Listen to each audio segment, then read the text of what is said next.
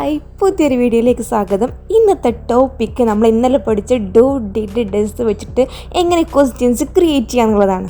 അതിന് മുന്നേ ഞാൻ ഒന്നുകൂടെ ഓർമ്മപ്പെടുത്തുകയാണ്, നമ്മളിവിടെ ക്വസ്റ്റ്യൻസ് ക്രിയേറ്റ് ചെയ്യണം എന്നുണ്ടെങ്കിൽ ഇന്നലെ പഠിച്ച ഇംഗ്ലീഷിൻ്റെ കോമൺ റൂൾ എന്തായാലും എല്ലാ ക്വസ്റ്റ്യൻസിലും അപ്ലൈ ചെയ്യേണ്ടതുണ്ട്. അപ്പോൾ ആ കോമൺ റൂൾ ഏതൊക്കെ ഒന്നുകൂടെ ഞാൻ പറഞ്ഞുതരാം. ഐ യു ദേ വിയുടെ കൂടെ നമ്മൾ ഡൂയും ഹി ഷീ ഇറ്റിൻ്റെ കൂടെ നമ്മൾ ഡസ് ആണ് യൂസ് ചെയ്യുക. അതിൻ്റെ കൂടെ ഞാൻ വേറൊരു റൂൾ കൂടെ പറഞ്ഞിട്ടുണ്ടായിരുന്നു. The verb do has to form in the present, that is do and does, and the verb do has only one form in the past, that is did. ഈ പറഞ്ഞ കോമൺ റൂൾസ് എല്ലാം apply ചെയ്തിട്ട് വേണം നമ്മളിവിടെ questions create ചെയ്യാൻ. Then examples നോക്കാം. Do you play football? നിങ്ങൾ football കളിക്കുമോ? ശരിക്കും ഈ ഡു യു എന്നുള്ളത് രണ്ടെണ്ണാക്കി എടുത്ത് പറയേണ്ട ആവശ്യമില്ല. എൻ്റെ പ്രൊനൗൺസിയേഷൻ ഡ്യൂ പ്ലേ ഫുട്ബോൾ എന്നാണ് കറക്റ്റായിട്ട് വരിക കേട്ടോ. അപ്പോൾ ഡ്യൂ പ്ലേ ഫുട്ബോൾ, നിങ്ങൾ ഫുട്ബോൾ കളിക്കുമോ? Do they play football? അവർ ഫുട്ബോൾ കളിക്കുമോ?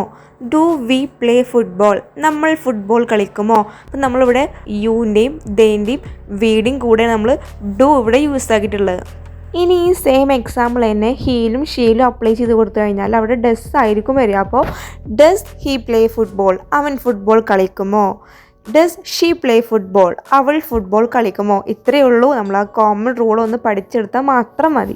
ഇനി ഡിഡ് വെച്ച് കൂടെ ക്വസ്റ്റ്യൻസ് ഉണ്ടാക്കി നോക്കുക.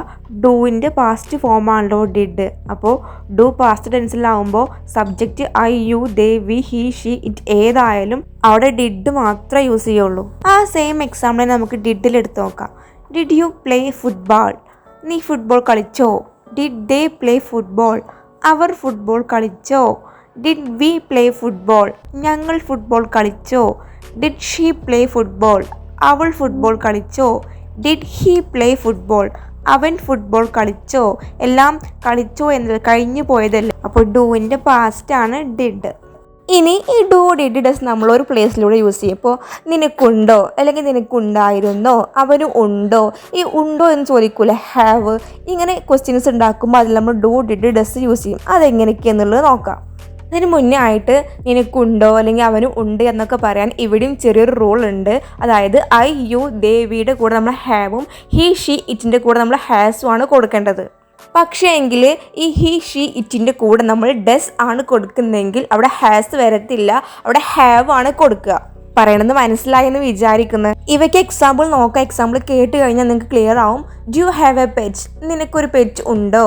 Do they have a pet? അവർക്കൊരു പെറ്റുണ്ടോ?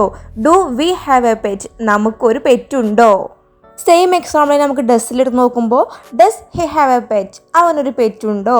Does she have a pet? അവൾക്കൊരു പെറ്റുണ്ടോ?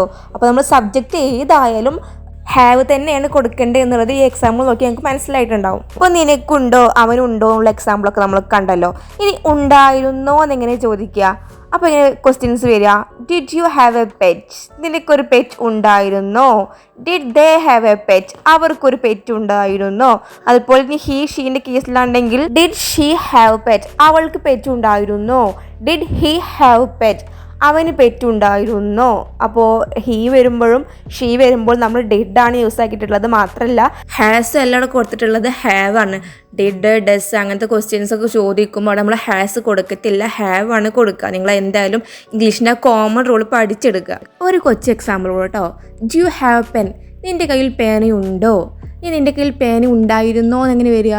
Did you have A pen? നിൻ്റെ കയ്യിൽ പേന ഉണ്ടായിരുന്നോ? Does he have pen? അവൻ്റെ കയ്യിൽ പേന ഉണ്ടോ? ഇനി അവൻ്റെ കയ്യിൽ പേന ഉണ്ടായിരുന്നോ എന്നെങ്ങനെ ചോദിക്കുക? Did he have A pen? അവൻ്റെ കയ്യിൽ പേന ഉണ്ടായിരുന്നോ?